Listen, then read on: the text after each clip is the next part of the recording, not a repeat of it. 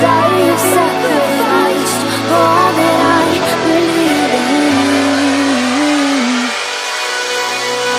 How am I supposed to be? Et salut tout le monde, c'est Frost Sensei et on se retrouve aujourd'hui pour l'épisode 2 de Move Animation Time pour un petit film d'animation du nom de Summer Wars. Summer Wars, c'est un film d'animation du studio Madhouse qui est sorti en 2009 au Japon et qui est réalisé par Hosoda Mamoru. L'auteur de ce film, c'est Odera Satoko et avec Sasamoto Yoshiyuki en tant que character designer. La licence de ce film, tant qu'à elle, est rapportée en France par Kazé et ce film est typé aventure fantastique. Bienvenue dans le monde d'Oz, la plateforme communautaire d'internet. En se connectant depuis un ordinateur, une télévision ou un téléphone, des millions d'avatars alimentent le plus grand réseau social en ligne pour une nouvelle vie hors des limites de la réalité. Kenji, un lycéen timide et surdoué en mathématiques, effectue un job d'été au service de la maintenance d'Oz. À sa grande surprise, la jolie Natsuki, la fille de ses rêves, lui propose de l'accompagner à Nagano, sa ville natale. Il se retrouve alors embarqué pour la fête traditionnelle du clan Jinuchi. Et il comprend bientôt que Natsuki ne l'a invité que pour jouer le rôle du futur fiancé et faire bonne figure vis-à-vis de sa vénérable grand-mère. Au même moment, un virus attaque Oz, déclenchant catastrophe sur catastrophe au niveau planétaire.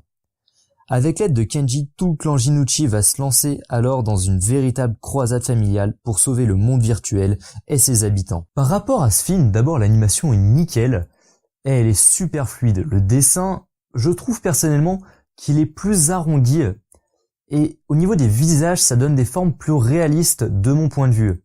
Et ça donne un côté un peu plus humain aux différents personnages. Les combats qu'on retrouve au fur et à mesure du film sont complètement épique et le monde d'Oz a la blinde de couleurs quand le monde réel a des paysages juste magnifiques. Donc graphiquement, même les arrière-plans sont vraiment absolument pas mis de côté.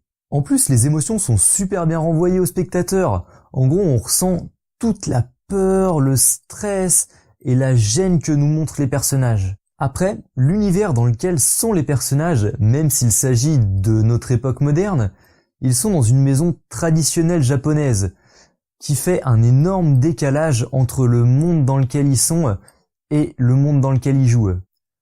Même s'il y a un nombre énorme de personnages, on les distingue tous par leur caractère, et ils ont tous chacun leur petite différence qui nous permet justement de les différencier les uns des autres. Même si en soi on pourrait penser, et à juste titre, que l'intrigue est plutôt simple, on retrouve vraiment un certain nombre quand même d'éléments, de retournements de situation qui chamboulent tous les plans qui se sont mis en place par le héros et la famille Jinuchi.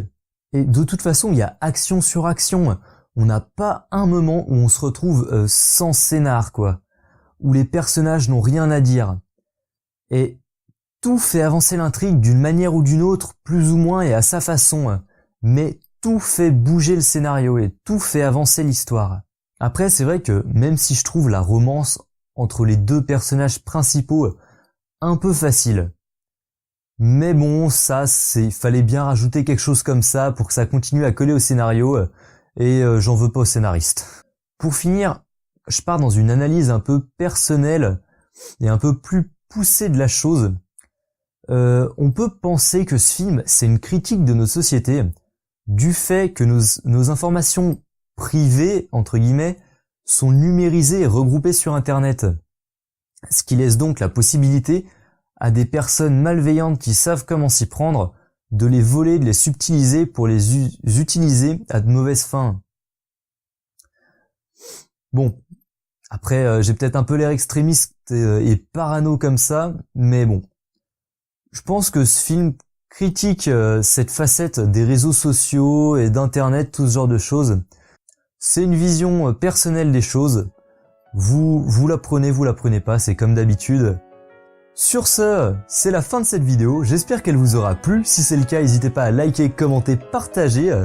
Abonnez-vous à ma chaîne si vous aimez ce que je fais. Et sur ce, à plus pour de prochaines vidéos. Ciao ciao! Et au final, c'est ce qui laisse la possibilité à quelconque personne qui sache comment faire, de les voler, de nous les subtiliser pour les user, ça n'a aucun sens.